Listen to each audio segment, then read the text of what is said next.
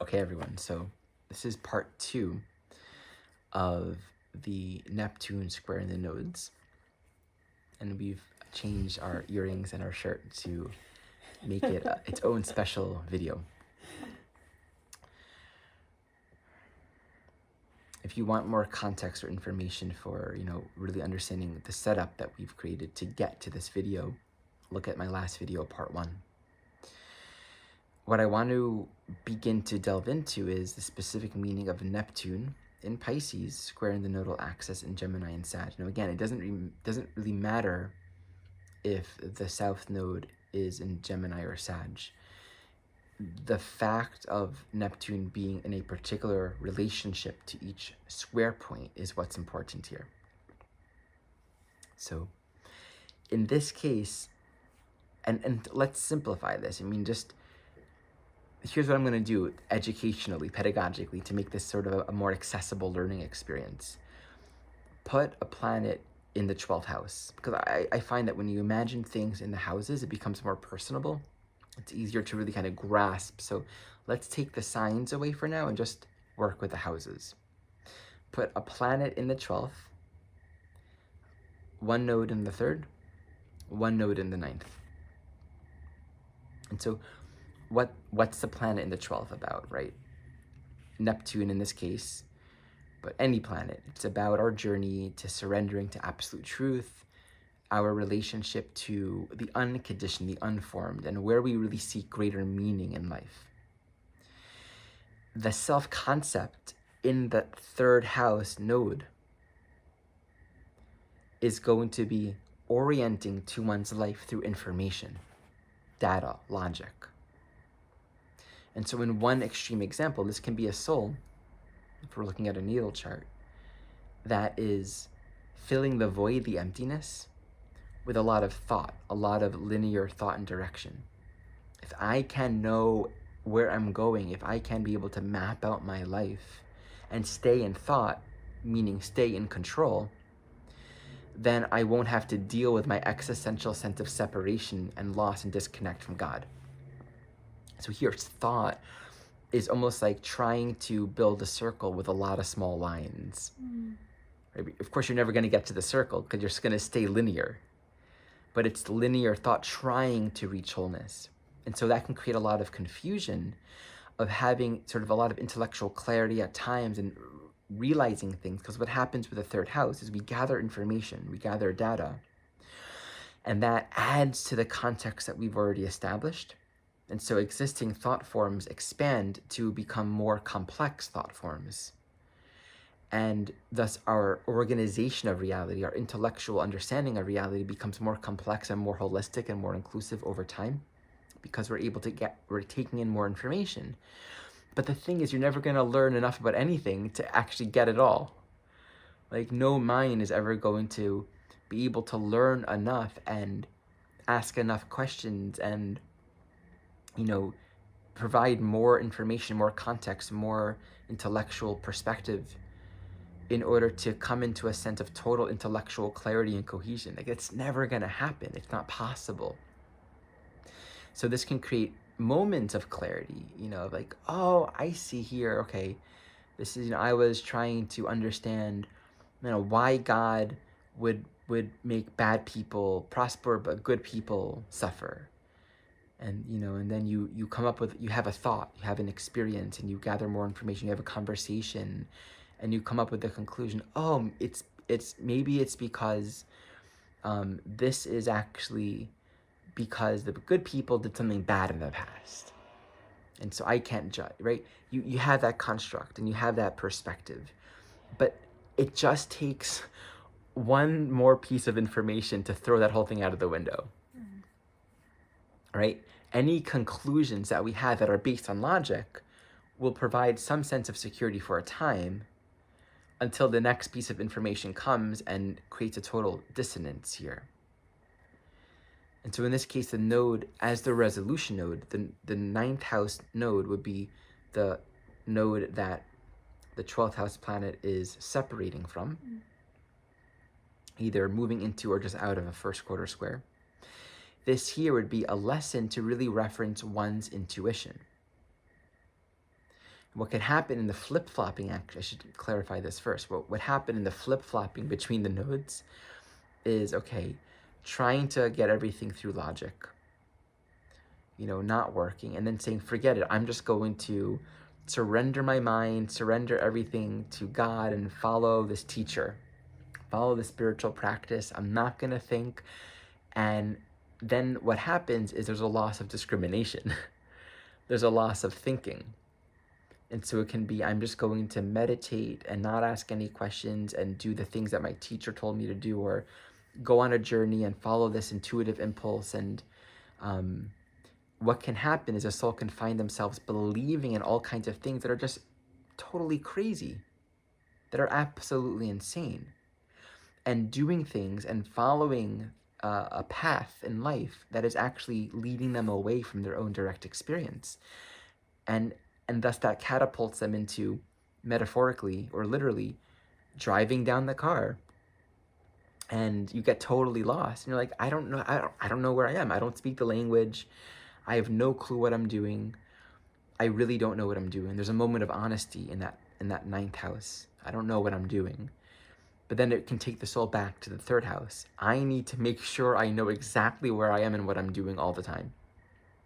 Again, that mental control. So what does it look like for that ninth house to be the resolution node? Here, the piece would be developing the intuition, having an intuitive reference point for reality that isn't within the realm of logic, and being able to be really honest with oneself about what one actually knows and what one actually doesn't know. And so the lesson here would really focalize around self-honesty. And until that self-honesty is actually addressed, there'll be a lot of guessing at it, and thus a lot of confusion. And that can create a lot of hurt and disillusionment and hurt and, being taken advantage of, duped, and just lost in life. But that ninth house node is really this lesson, this emphasis towards, I can always know wherever I am, in any moment, in any place, in any relationship, in any context, what is true in my own direct experience. And no one can tell me that. It can't be learned. I can't read it. I can lie to myself about it. But self-honesty is what enables me to actually know what's true for me, what is actually within my own experience. And so then giving attention to that point of self-honesty, it allows a soul to walk this path of surrender, 12th house, right? Finding ultimate meaning in what is ultimately meaningful, and not needing to depend on the mind alone for that. But the self-honesty allows them essentially to use the logic, linear mind appropriately as a tool for communication, interaction, and learning as is necessary. For all of us, we need to use it as is necessary, but to not put value in it in order to fill the sense of void and to look for meaning in it where there is none. And so that ninth house node integration really creates ultimately this sense of, it activates more of a balance by really focusing on this piece around self-honesty. Any thoughts? Yeah, I'm curious also to what you'd think. Just as we're all experiencing this transit in some way, you're using the example of the houses, but for each person, where they're experiencing this nodal transit is going to be different based on the houses in their chart. How do we orient to the particular lessons that we're being given during this time, and maybe if there is some way for people to find, like their particular truth. I'd be interested to hear also in the comments, like if people are starting to feel a theme or a story that's coming up for them, because what I find with these particular longer transits that are very tied to karmic pieces, the story emerges in the beginning, it reaches a climax in the middle, and it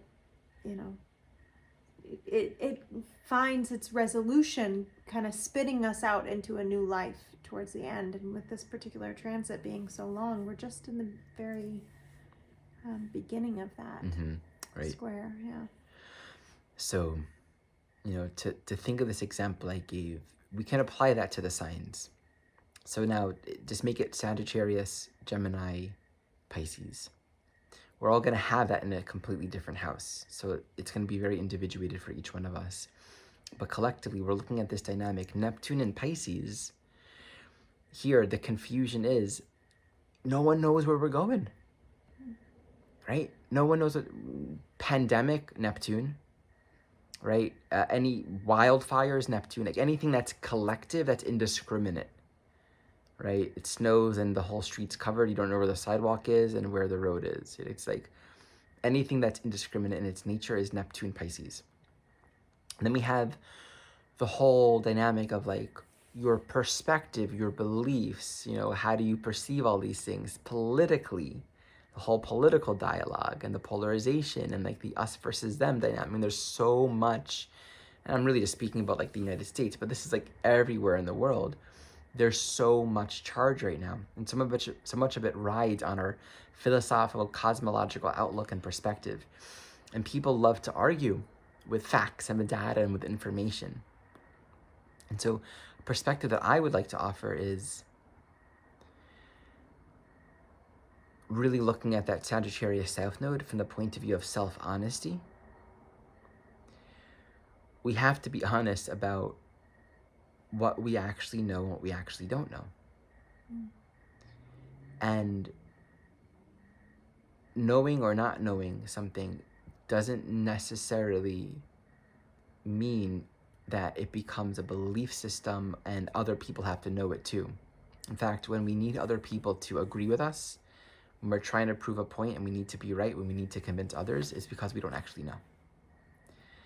And that Sagittarius need to be right and to be seen as right is actually coming from a deep insecurity and sense of, I actually don't believe that I have the ability to know. It's like a feeling actually lost and not really admitting that. So it's compensated by way of having a very strong point of view, a very strong belief. And now to make me feel valid in that, I'm going to need you to believe me as well. And if we're arguing, then that's like we go into that Gemini polarity. It's another example of the flip-flop. To prove of the validity of one's perspective, then we're going to try to find data, information, logic, to prove why I'm right. The thing is, Sagittarius says, don't look for information to find that you're right. Don't try to be right. Don't make it about right or wrong. Don't make it about who has the right answer. Make everything about your own direct experience and your own truth, which means fundamentally, for those that can really grasp this, meaning a lot of people will find themselves necessarily playing out that struggle, and that's part of the journey. But at the core, it basically says, your path is your path. It's as simple as that. But to have allegiance to that path, to be very curious about that path, and to say, what's true for me? To give an example, the world can be saying, your children need vaccinations. This is, and for a lot of people, that is really true for them. And you can go into the data and information to make that true. For a lot of people, it's like, no, that's dangerous, that's harmful. You can go into the information for that. But it has to come from such a different place. In the end, we can gather the information, gather the knowledge, do the research, but that Sagittarius point of integration says there's an intuitive knowing of our path forward. And the path forward isn't just this is right, this is not right for me. It's a whole path. It's like a whole world that we need to walk. And we do that for ourselves. Like spiritually, I really feel that the value of a spiritual practice is actually only found in the degree of our self-honesty and sincerity in the practice. Like we have to really feel within ourselves that we want to do it, that we're choosing to do it, and that it's actually authentic for us to do it. But if we're telling ourselves, oh, I should do this, or we're just following the motions, or it's not going to get us anywhere. It'll get us nowhere.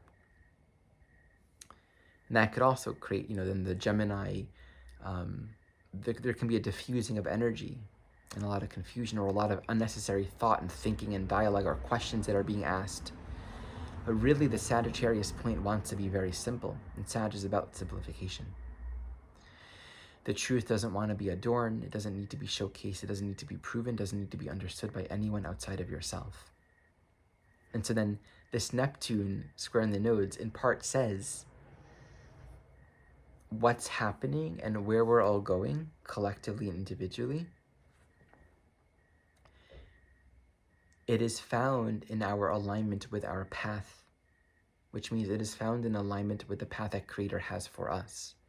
And we directly find that and connect with it through our intuitive faculties. And we access our intuitive faculties by being honest with ourselves, being sincere. So that's one starting point for that. Do you have anything to share? Yeah, two things that come to mind. One, the practice of being honest is not something that's valued in our society. Being transparent, particularly when it comes to the vulnerability of sharing feelings or being honest where one's own experience actually differs from the experience of another. And I think that there's a great deal of slowness that is required in order to catch all the ways in which we have been conditioned to be dishonest, and to begin to let those parts know that it's safe enough to speak the truth, to share our experience, and to begin to trust oneself that actually my experience doesn't need to be validated by external authorities in order to be a valid experience. And how challenging that is when we've been taught that, in order to know something, you got to get a degree.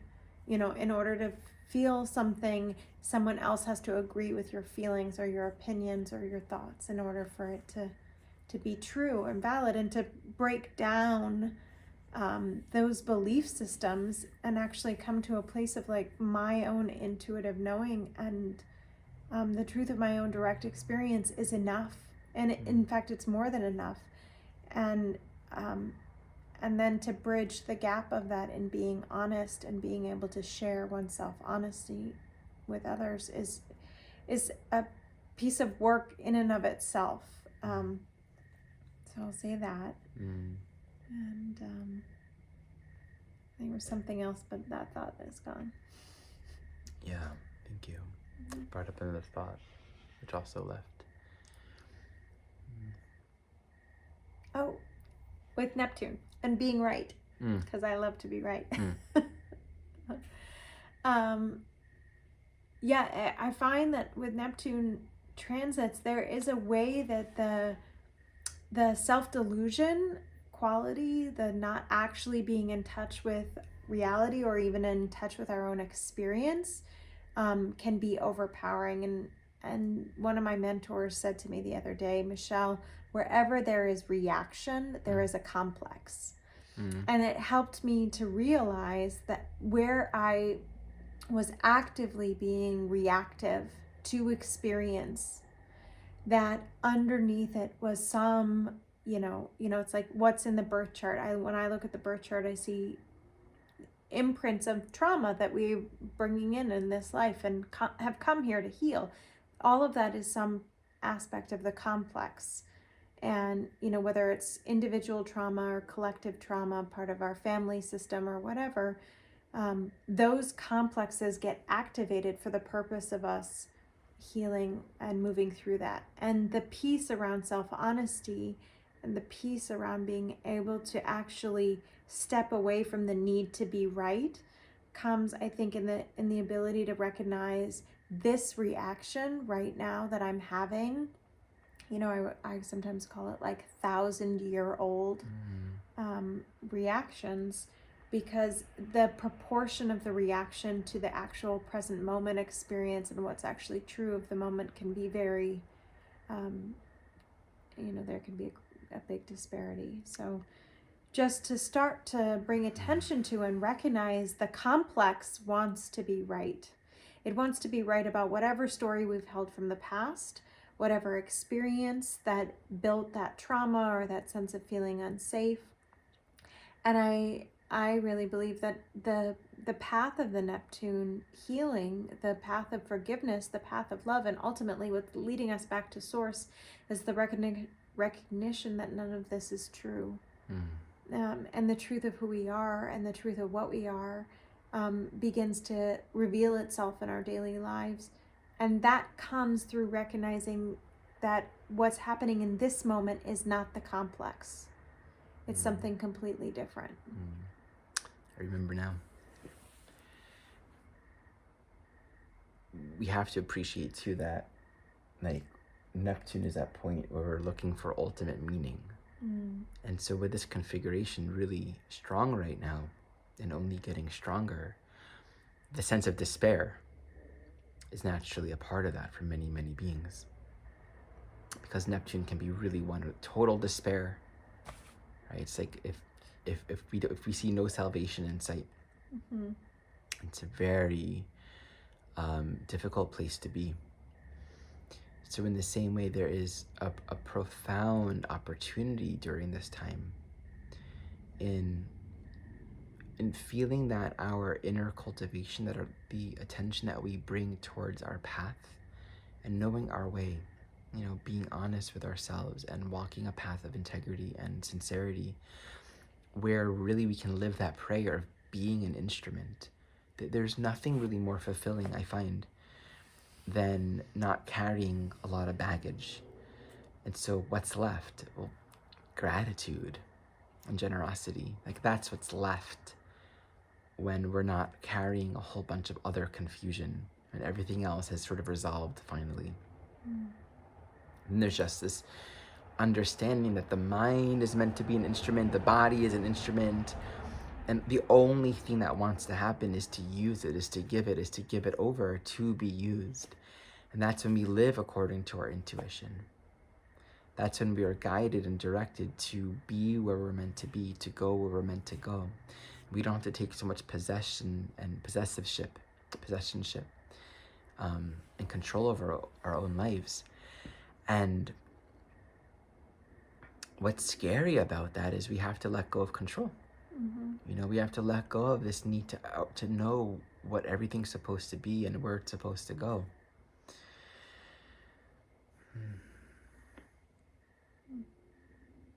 Yeah. Okay. Thank you. Thank you.